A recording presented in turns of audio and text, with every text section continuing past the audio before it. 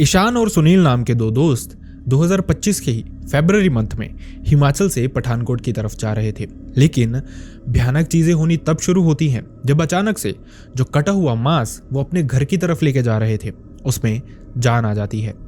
यह अकेला भयानक इंसिडेंट नहीं था जो उस रात उनके साथ हुआ था, बल्कि कुछ ऐसे और भी भयानक इंसिडेंट हुए थे जिनसे आप समझ जाएंगे कि हमारे बड़े बुजुर्ग जो कहा करते थे उसमें कहीं ना कहीं सच्चाई जरूर है। अक्सर आपने अपने बड़े बुजुर्गों से सुना होगा कि आपके पास अगर कटा हुआ मांस हो, चाहे वो मटन हो चाहे वो चिकन हो, आपको सुनसान रास्ते से या फिर किसी जंगल से होते हुए रात को नहीं लेके जाना चाहिए, नहीं तो कुछ भयानक चीजें आपके साथ हो सकती हैं। और ये क्या भयानक चीजें हो सकती हैं ये आपको आज के इंसिडेंट में जानने को मिलने वाला है, जो बहुत पुराना नहीं है बल्कि इसी साल के फरवरी मंथ का है। तो चलिए शुरू करते हैं। Hi and welcome back everyone. First of all thank you so much हमारी वीडियोस को इतना प्यार देने के लिए। आपका प्यार इसी तरह से मिलता रहेगा तो वीडियोस भी इसी तरह से आती रहेंगी। अगर आपको वीडियोस पसंद आती हैं तो वीडियोस को लाइक करना ना भूलें और साथ ही वीडियोस को हाइप करना भी ना भूलें। कमेंट सेक्शन में आप अपनी सिटी, स्टेट या फिर कंट्री का नाम बता सकते हैं जिससे हमें मोटिवेशन मिलती है, और साथ ही आप अपने सजेशंस हमें कमेंट बॉक्स में बता सकते हैं। आप अपने इंसिडेंट कैसे शेयर कर सकते हैं ये आपको वीडियो के लास्ट में पता चलेगा। अब बढ़ते हैं इंसिडेंट की तरफ। आज के इंसिडेंट हमारे साथ शेयर किया ईशान नाम के इंसान ने। ईशान ने बताया उनकी उम्र 26 साल है। ईशान पेशे से बेसिकली डांस सिखाते हैं बच्चों को, मतलब जो स्कूल में एनुअल फंक्शंस वगैरह होते हैं वो प्रिपेयर करवाते हैं। वैसे ईशान और उनके दोस्त जो कि उनके साथ मोस्टली हर स्कूल में जाते हैं उनका नाम है सुनील। ये दोनों पठानकोट के रहने वाले हैं। लेकिन जब एनुअल फंक्शंस का टाइम होता है, मतलब कि ये जो मंथ्स होते हैं अक्टूबर से लेके फरवरी तक, इस दौरान वो ट्रैवल करते हैं पंजाब के एरियाज में या फिर हिमाचल के स्कूल्स पे। अक्सर इस दौरान वो ऐसा करते हैं, जिस भी स्कूल में जाते हैं 2 से 3 हफ्ते वहीं पे रुकते हैं, बच्चों को डांस सिखाते हैं, उनके एनुअल फंक्शन के लिए प्रिपेयर करवाते हैं और एनुअल फंक्शन खत्म हो जाने के बाद वापस अपने घर चले जाते हैं।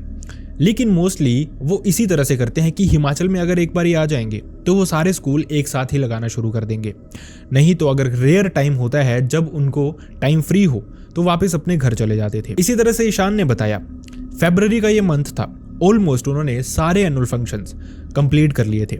ये प्रॉबेबली उनका लास्ट एनुअल फंक्शन ही होने वाला था, जिसके बाद वो हिमाचल से वापस पठानकोट ही जाने वाले थे। ये जो फंक्शन था उनको ये पालमपुर के एक स्कूल में था। स्कूल बहुत बड़ा नहीं था, लेकिन इतना था कि उनको लगभग 2 हफ्ते वहां पे रुकना पड़ना था, क्योंकि ईशान और सुनील लगभग पिछले 5 सालों से साथ में ही काम कर रहे थे। इसी के चलते दोनों की बॉन्डिंग बहुत अच्छी थी। दोनों एक साथ ही किसी भी स्कूल में जाते थे तो इकट्ठे ही रहते थे। इसी तरह से उनका सिस्टम चलता था।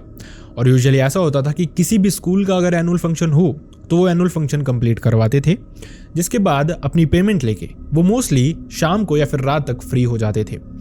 ऐसा ही कुछ यहाँ पे भी होने वाला था। सैटरडे का ये दिन था, फरवरी का ये मंथ था, जिस दिन उनके स्कूल में एनुअल फंक्शन था।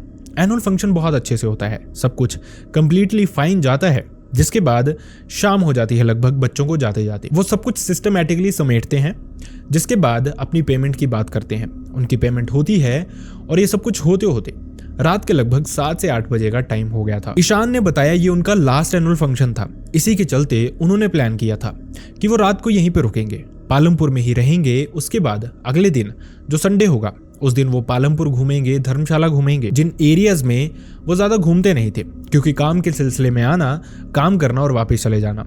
लेकिन इस बार उनकी इनकम अच्छी हुई थी, उनके पास सेविंग्स अच्छी थी, तो वो चाहते थे थोड़ी बहुत शॉपिंग हो जाए, थोड़ा बहुत घूम फिर लिया जाए, उसके बाद वापस चले जाएंगे।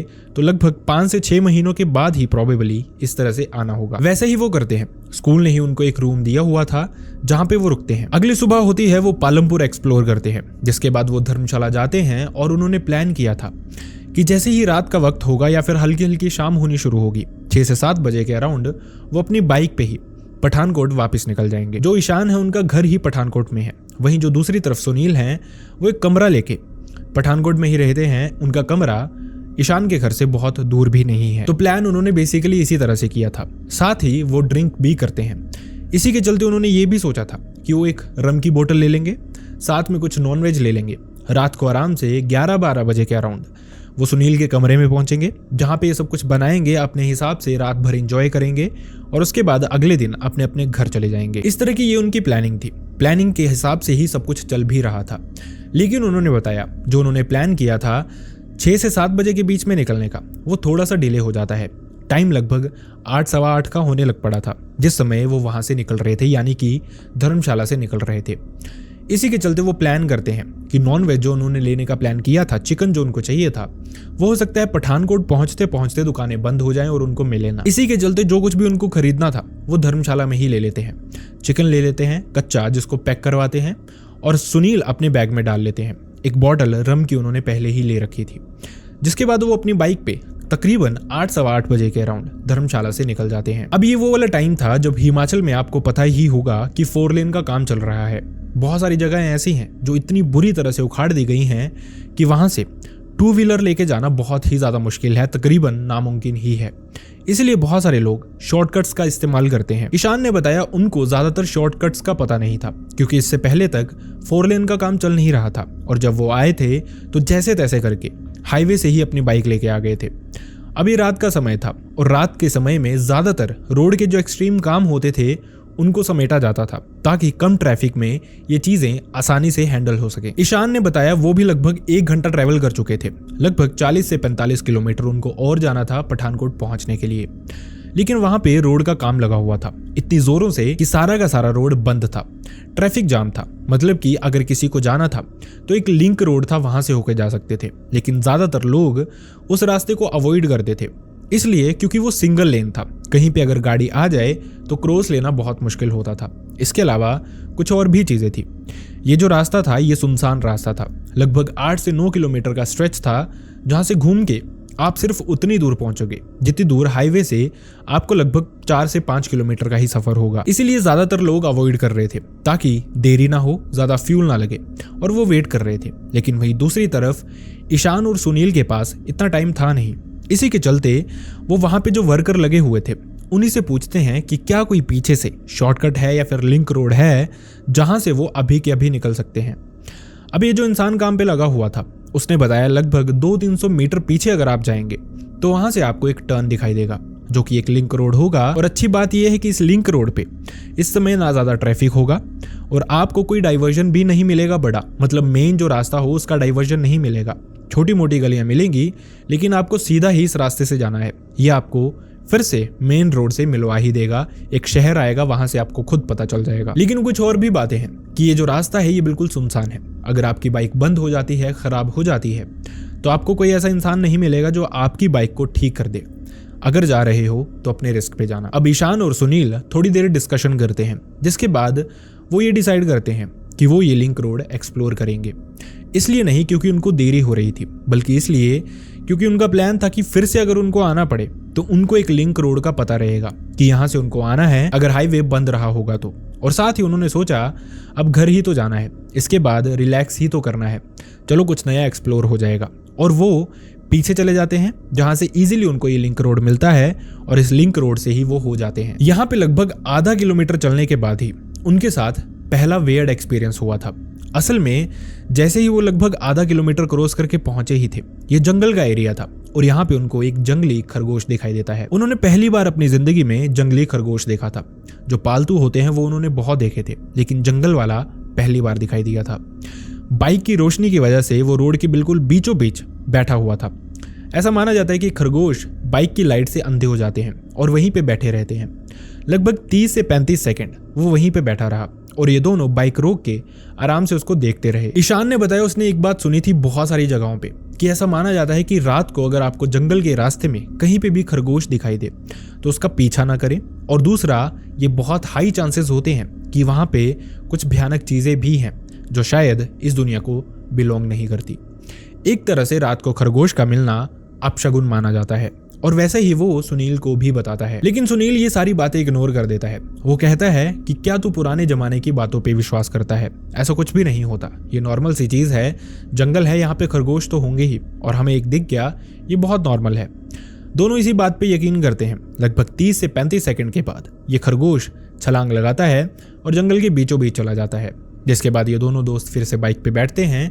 ईशान बाइक राइड कर रहा था, पीछे बैठा हुआ था सुनील।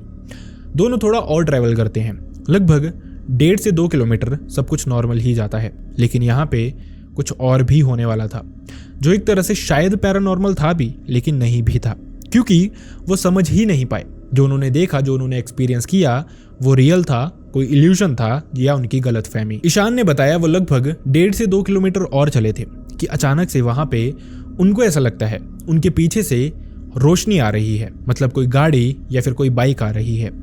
जैसे ही ईशान ने शीशे से पीछे देखा तो उसको एक सिंगल लाइट दिखाई थी। मोस्ट प्रोबेबली ये कोई बाइक थी या फिर स्कूटर था, और देखते देखते ये रोशनी जो थी बहुत जल्दी उन तक पहुंच गई थी। ऐसा लग रहा था इनको क्रॉस करने वाली है। इसी के चलते, जैसा मैंने आपको बताया, ये सिंगल रोड था, तो जो ईशान था वो अपनी बाइक को एक्सट्रीमली साइड पे ले जाता है सो दैट ये इंसान जो पीछे से आ रहा है अपनी बाइक या फिर स्कूटर लेके, वो उसको ओवरटेक कर ले। लेकिन जैसे ही ये रोशनी उनके क्लोज पहुंचती है, एकदम से गायब हो जाती है। अब ये बात यहाँ पे क्लियर थी, दोनों ने ये रोशनी देखी थी, लेकिन उनकी नजरों के सामने ये रोशनी गायब हो गई थी। दोनों समझ नहीं पा रहे थे हुआ क्या है। क्या कोई बाइक या फिर स्कूटर वाला वहां पे रुक गया है, गिर गया है, या फिर कुछ ऐसा हुआ है जो वो जानते नहीं है। जैसे ही उनका दिमाग ये सब कुछ प्रोसेस कर पाता है, वैसे ही वो बाइक रोक देते हैं, लगभग 50 मीटर की दूरी पे ही। पीछे मुड़ के देखते हैं, ना कोई बाइक थी, ना कोई स्कूटर था, और ना ही कोई इंसान था। इनफैक्ट उन्होंने बाइक घुमाई भी, उसकी हेडलाइट ऑन भी की, ये देखने के लिए कि क्या वहां पे कुछ है, लेकिन वहां पे कुछ भी नहीं था। अब दोनों थोड़ा थोड़ा तो डर रहे थे, दिमाग में बहुत सारी चीजें आ रही थी, लेकिन एक दूसरे को दिलासा इस तरह से दे देते हैं कि हो सकता है पीछे से कोई गली हो, वहां से कोई इंसान अपने घर की तरफ या गांव की तरफ निकल गया हो अपनी बाइक या फिर स्कूटर लेके। इसी बात को दोनों मानते हैं और निकल जाते हैं आगे की तरफ। लगभग आधा से 1 किलोमीटर वो और आगे जाते हैं, लेकिन यहाँ पे कुछ और भी उनके साथ होता है। अचानक से जो उनकी बाइक का पिछला टायर था वो बबल करना शुरू कर देता है। वो थोड़ा सा हिल रहा था अपने आप ही। ऐसा लग रहा था उनको कि शायद टायर पंचर हो गया है या फिर टायर में हवा कम है।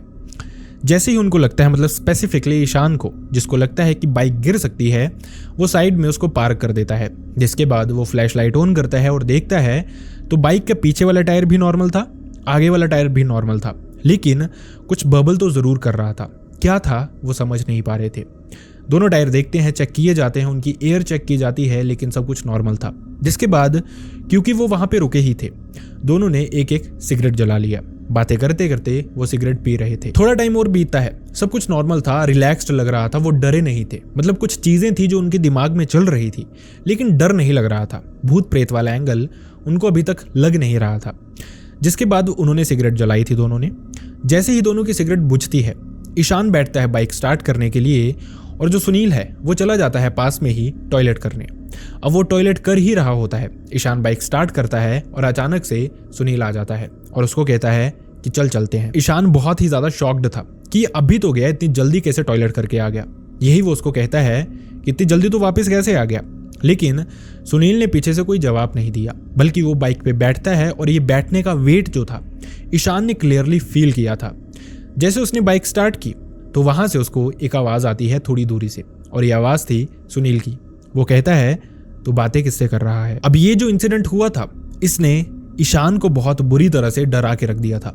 उसने क्लियरली आवाज सुनी थी कि उसके पास सुनील पहुंच गया था। उसने उसके बैठने की जो आवाज थी या फिर ये कहीं की वेट था बाइक के पीछे, वो भी महसूस किया, लेकिन असल में तो सुनील उससे दूरी पे खड़ा था। वो बहुत डर गया था, लेकिन उसने कुछ भी सुनील को बताया नहीं, इसलिए ताकि सुनील भी ना डर जाए। वो कहता है वो बाइक राइड नहीं कर पाएगा क्योंकि उसका शरीर लिटरली कांप रहा था। सुनील वापस आता है और बाइक राइड करना शुरू कर देता है, और साथ ही वो उससे पूछता भी है कि आखिरकार तू बातें किससे कर रहा था। ईशान ने फिर से उसको नहीं बताया। उसने ये कहा कि मैं तुझे ही बोल रहा था कि जल्दी कर ले, निकलते हैं। यही बात यहाँ पे घूम जाती है। सुनील भी उसकी बात मान लेता है और उसके दिमाग में भी नहीं था कि ईशान ने क्या यहाँ पे महसूस कर लिया है। इस तरह के 2-3 इंसिडेंट उन्होंने अभी तक फेस कर लिए थे, लेकिन अभी तक चीजें खत्म नहीं हुई थी। ये जो सफर था ये कुछ किलोमीटर्स का बाकी था, और इस सारे सफर के दौरान उन्होंने अभी बहुत कुछ महसूस करना था। ईशान ने बताया वो पीछे बैठा हुआ था, हल्की हल्की ठंड भी थी। इसी के चलते वो अपनी आंखें बंद करके आराम से बैठा हुआ था, रिलैक्स होके बाइक के पीछे ही बैठा हुआ था। और दूसरी तरफ जो सुनील इस बाइक को राइड कर रहा था, वो उसको कुछ बताता है। असल में जैसे ही वो राइड कर रहा था, उसने उसको बताया एक साइन बोर्ड था वहां पे जो कि फॉरेस्ट डिपार्टमेंट की तरफ से लगा हुआ था। सुनील कहता है यार ये साइन बोर्ड मैंने दूसरी बारी देख लिया है, यहाँ पे सेम ही साइन बोर्ड था। अब पहले ये साइन बोर्ड ईशान ने नहीं देखा था, तो उसको लगता है कि शायद इसको वहम हुआ हो, या फिर वो खुद से ही बातें बनाना शुरू कर देते हैं। जैसे कि हो सकता है फॉरेस्ट डिपार्टमेंट की ये बाउंड्री हो, दोनों जगहों पे उन्होंने ये साइन बोर्ड लगाया हुआ हो, और वो रोड काफी हद तक सिमिलर था। इसी के चलते यही बात सुनील भी मान लेता है। लेकिन फिर से 1-1.5 मिनट के बाद लिटरली वो देखते हैं वही साइन बोर्ड, वैसा ही रोड और सब कुछ उसी तरह का था। एक तरह से उनको लग रहा था कि वो एक लूप में फंस गए हैं। घूम फिर के वो इसी जगह पे पहुंच रहे हैं। ईशान ने ये साइन बोर्ड दूसरी बारी ही देखा था, लेकिन वो बहुत श्योर था कि जब उसने पिछली बारी देखा था, मतलब 1-1.5 मिनट पहले जब ये साइन बोर्ड देखा था, उस दौरान भी रोड इसी तरह का था, पेड़ साइड में इसी तरह के थे। मतलब क्लियरली फील हो पा रहा था कि वो घूम फिर के एक ही जगह वापस आए हैं। अब ये चीज उनको फिर से डरा देती है और ये इकलौता ऐसा इंसिडेंट था जिसने दोनों को ये महसूस करा दिया था कि शायद कोई छलावा उनके साथ हो रहा है, शायद कोई भूत प्रेत है जो उनको परेशान कर रहा है, या फिर कुछ ना कुछ पैरानॉर्मल उनके साथ जरूर हो रहा है। दोनों बहुत बुरी तरह से डरे थे, भगवान का नाम लिए जा रहे थे और इसी तरह से अपने सफर में आगे बढ़े जा रहे थे। लेकिन यहाँ पे इस तरह से लगता है कि जो भी इल्यूजन थे, जैसे ही उनको किसी भी इल्यूजन का पता चल रहा था, वो उससे बाहर आ जा रहे थे। मतलब खरगोश वाला तो एक नॉर्मल सी बात थी, जैसे उनको बाइक का इल्यूजन पता लगा, वो वाला इंसिडेंट वहीं पे ओवर हो गया। जो टायर का बबल होने वाला इंसिडेंट पता चला, वो वाला इंसिडेंट वहीं पे ओवर हो गया। जिसके बाद ईशान को फील हुआ कि उसके पीछे कोई बैठा है, वो इंसिडेंट भी वहीं पे कवर हो गया। और जब उनको क्लैरिटी मिली कि वो एक लूप में फंस चुके हैं, ये चीज़ भी यहीं पे ओवर हो जाती है। जिसके बाद वो राइड करते रहते हैं लगभग 5 से 7 मिनट, कुछ भी नहीं होता।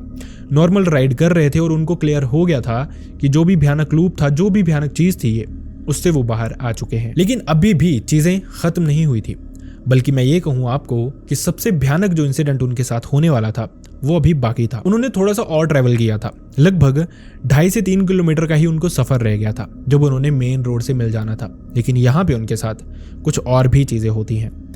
ईशान ने बताया वो पीछे बैठा हुआ था, अचानक से उसको महसूस होता है कि जो बैग सुनील ने पहना हुआ है उसमें कुछ मूव कर रहा है, मतलब कि कुछ हिल रहा है, जैसे कोई जानवर हो या फिर कुछ इसी तरह की चीज। पहले तो उसको लगता है कि उसका वहम है, लेकिन फिर वो बैग को टच करके देखता है, उसको फिर से महसूस होता है कि इस बैग के अंदर कुछ हिल रहा है। अभी तक भी वो श्योर नहीं हुआ था, लेकिन इसी दौरान वो सुनील को भी यही कहता है कि मुझे ऐसा लग रहा है तेरे बैग में कुछ मूव कर रहा है।